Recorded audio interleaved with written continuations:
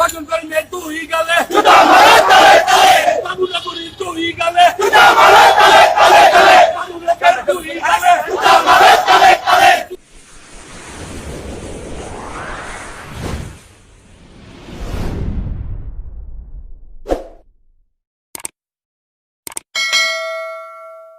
আসসালামু আলাইকুম রহমতুল্লাহি ওয়া প্রিয় দর্শক শ্রোতা ভাই বোন যে প্রান্ত থেকে আমার ভিডিওটি প্লে করেছেন আপনাদের সকলকে জানাচ্ছি আন্তরিক মোবারকবাদ।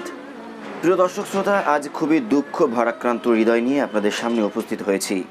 প্রিয় দর্শক শ্রোতা, ভিডিওর শুরুতে যে মিছিলটি দেখলেন, সেই মিছিলে যে বাক্যগুলি উচ্চারণ করা হলো, সেই বাক্যগুলি যে বাংলাদেশের মাটিতে বসে 90% মুসলমানের মাটিতে বসে শুনতে হবে, সেটা কখনো কল্পনাও করিনি।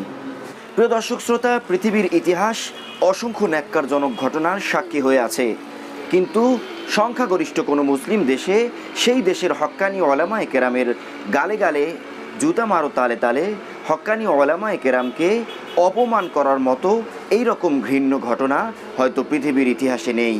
বাংলাদেশ এই নতুন ইতিহাস রচনা করল। এর আগে হিন্দু বৌদ্ধ খ্রিস্টান ঐক্য পরিষদের ব্যানারে হেফাজতের গালে গালে চরমনের গালে গালে জুতা মারো তালে তালের স্লোগান শুনে এতটা খারাপ লাগেনি, কারণ তারা ছিল বিধর্মী। কিন্তু মুসলমানদের মুখে এরকম দেশবরেণ্য হক্কানি ওলামায়ে কেরামকে জুতা মারার এরকম নজিরবিহীন ঘটনা বাংলাদেশে বোধহয় এই প্রথম ঘটেছে। মুক্তিযুদ্ধ মঞ্চ এবং স্বাধীনতার চেতনা যারা ব্যবসা করে তারাই এই জাতীয় স্লোগান দিচ্ছে। তাদেরকে জিজ্ঞেস করতে চাই, ভাই তুমি কাকে গালি দিচ্ছ, কার গালে জুতা মারছ? তোমার কি একটুও বিবেকবোধ নেই? এই কদিন আগে তাদের ত্যাগ এবং তিতিক্ষার কথা তোমরা কিভাবে ভুলে গেলে? তোমরা কি সেই ওলামায়ে কেরামকে গালি দিচ্ছ যারা করোনায় তোমাদের আত্মীয় স্বজনদের লাশ দাফন করেছে, যারা করোনায় মৃত্যুবরণকারী পিতার ফেলে যাওয়া সন্তানের লাশকে দাফন করেছে, সন্তানের ফেলে দেওয়া পিতার লাশকে দাফন করেছে? তোমরা যেই লাশকে ফেলে পালিয়ে গেছো, যারা সেই লাশকে দাফন করেছে, তোমরা কি সেই হক্কানি ওলামায়ে কেরামকে গালি দিচ্ছ? আফসোস, তোমাদের বিবেকবোধ কবে জাগ্রত হবে? তোমরা এতটা অকৃতজ্ঞ, এতটা অমানুষ কবে হয়ে গেলে, সে বিষয়টি সচেতন কোনো মুসলমান কল্পনাও করতে পারছে না। আসো দেখে আসি তোমরা কাদেরকে গালিগালাজ করছো, তোমরা কাদের উত্তরসূরিদেরকে গালে জুতা মারার কথা স্লোগান দিচ্ছ। এমনও লাশের দাফন করেছি, 166 জন লাশের দাফন কার্যে সহযোগিতা করেছি চাঁদপুর আমাদের ইসলামী আন্দোলনের টিম। এমনও লাশের দাফন করছি যেই লাশের মা বাবা সন্তান কেউ নাই, ঘরের চৌখাটে লাশ ফলায় দিয়ে চলে গেছে। এমনও লাশের দাফন করছি যে লাশের সন্তান ফোন করে বলছে বাবার লাশ অমুক ঘরে পড়ে আছে, এসে ব্যবস্থা করে দিয়ে যান। কোথায় ছিলি তখন? ছাত্রলীগ, যুবলীগ। আবার এমন পিকচার নিজে তুলেছি, পুকুর পাড়ে লাশ পড়ে আছে, বাগানে লাশ পড়ে আছে, এই লাশের বাবা আছে, লাশের মা আছে, লাশের ভাই আছে। এই লাশ যেই রাজনীতি করতো সেই রাজনীতির লিডার আছে, সেই রাজনীতির বড় বড় নেতারা আছে। আজকে সেই লাশের পাশে কেউ নাই। কে দাফন করেছে, কে কবর দিয়েছে, কে গোসল দিয়েছে? এমনও লাশের গোসল এই 2 হাত দিয়া দিয়েছি। গোসল দেওয়ার সময় তার গায়ে 108 ডিগ্রি জ্বর ছিল, 108 ডিগ্রি জ্বর ছিল গোসল দেওয়ার সময়।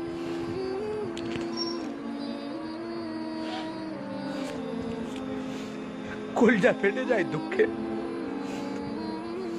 আজকে এমন এমন ব্যক্তির বিরুদ্ধে, যাদের নির্দেশে ওলামায়ে কেরাম এই কাজগুলো করছে, যাদের নির্দেশে আমরা এই কাজ করছি,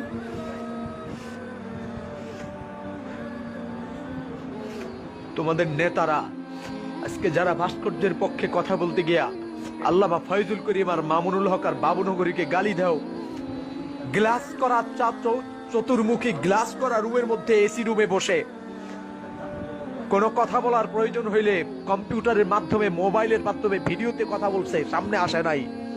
কিন্তু প্রতিটা লাশকে কাঁধে করে গোসল দিয়ে আদর যত্ন করে কবরে রেখেছি। কোনো সেবার কমতি ছিল না। আমাদের ঘরেও তো বিবি আছে, আমাদের ঘরেও তো আমাদের মা আছে, আমাদের ঘরে আমাদের বাবা আছে।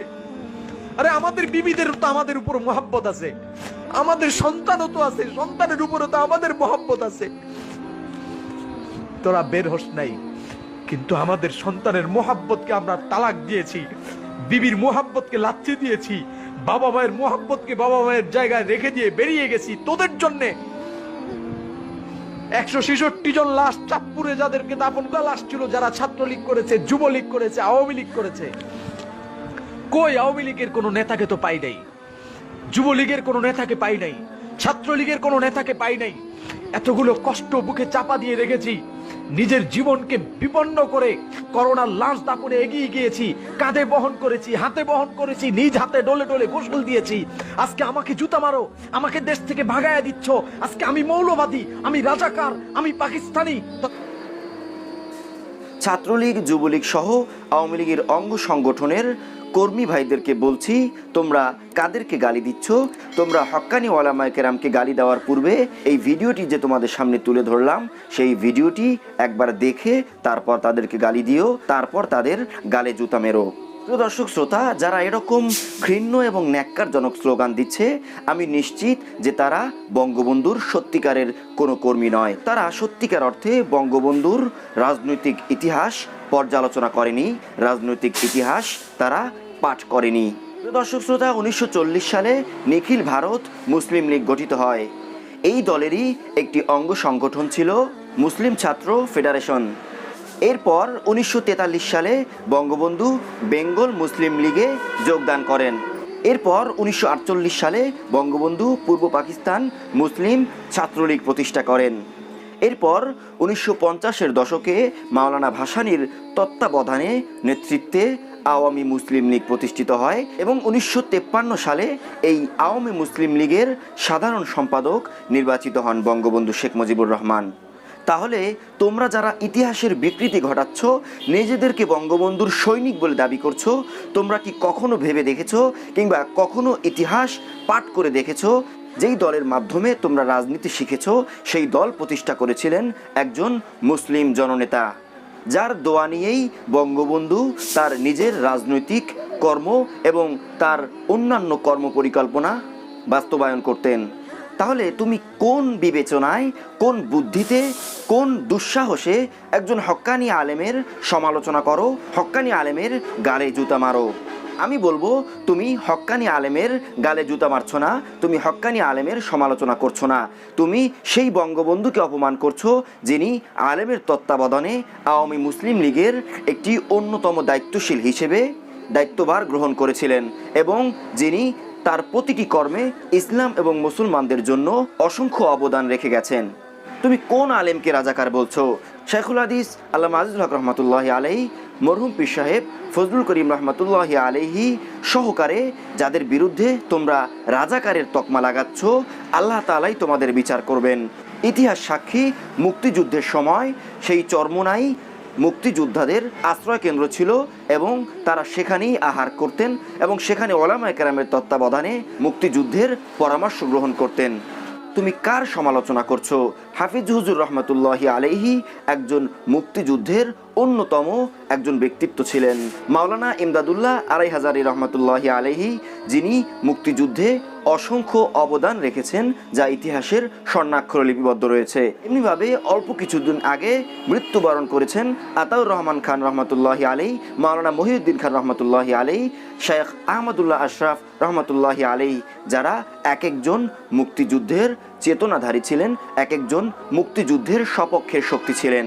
তাহলে তুমি আলেমের সমালোচনা করে দেশেরই সমালোচনা করছো, মুক্তিযুদ্ধের চেতনার সমালোচনা করছো, সর্বোপরি বঙ্গবন্ধুর আদর্শকে বৃদ্ধাঙ্গুলি প্রদর্শন করছো। পরিশেষে যুবলীগ, ছাত্রলীগ সহ আওয়ামী লীগের অঙ্গ সংগঠনের কর্মী ভাইদেরকে অনুরোধ করব, বঙ্গবন্ধুর রাজনীতির সঠিক ইতিহাস পর্যালোচনা করুন, ইতিহাস জানুন, ইতিহাসকে নিজের মধ্যে ধারণ করুন, ইতিহাসের বিকৃতি ঘটাবেন না।